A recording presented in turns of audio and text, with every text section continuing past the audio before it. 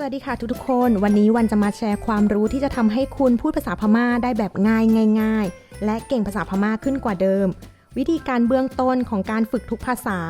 หนึ่งในนั้นก็คือการสะสมคำศัพท์ยิ่งเรามีคลังคำศัพท์ที่มากเราก็จะพูดได้มากขึ้นและฟังได้มากขึ้นใครที่อยากฝึกภาษาพม่าอย่างเข้มข้นประหยัดเวลาในการรวบรวมเองไม่อยากใช้มือใบ้ให้เหนื่อย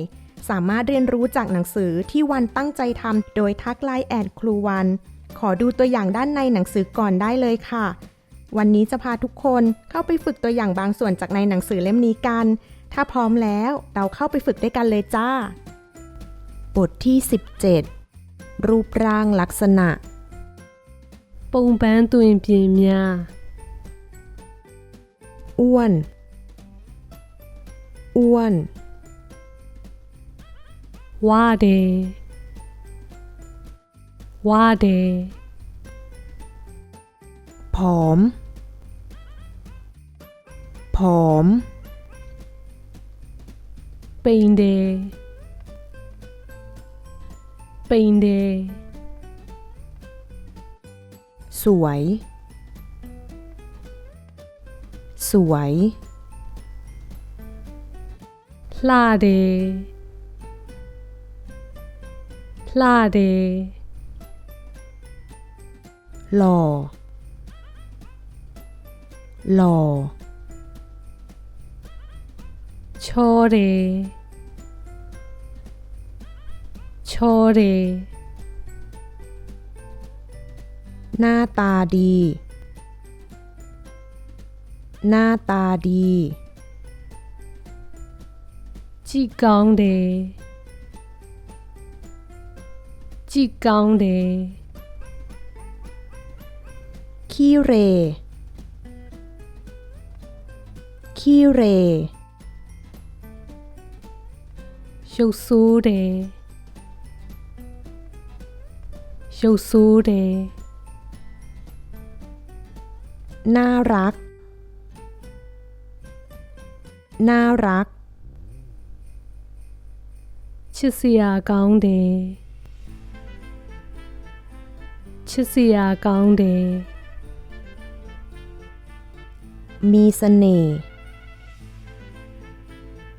มีเสน่ห์ ဆွဲဆောင်မှုရှိတယ်ဆွဲဆောင်မှုရှိတယ် ไม่มีเสน่ห์ไม่มีเสน่ห์ ဆွဲဆောင်မှုမရှိဘူး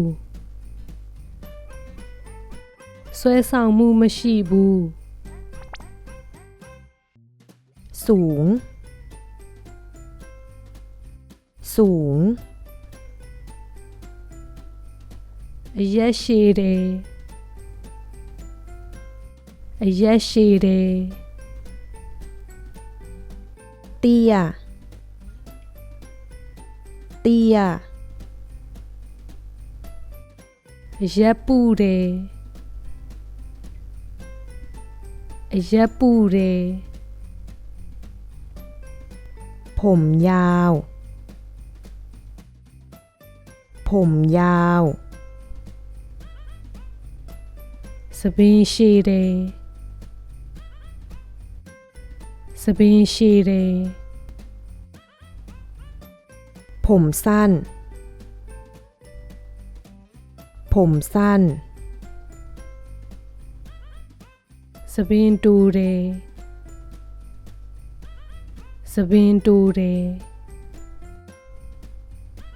ผมตรงผมตรง စပင်းဖြောင်းတယ်စပင်းဖြောင်းတယ် ผมหยิกผมหยิก ผมดัดผมดัด စပင်းကောက်တယ်စပင်းကောက်တယ်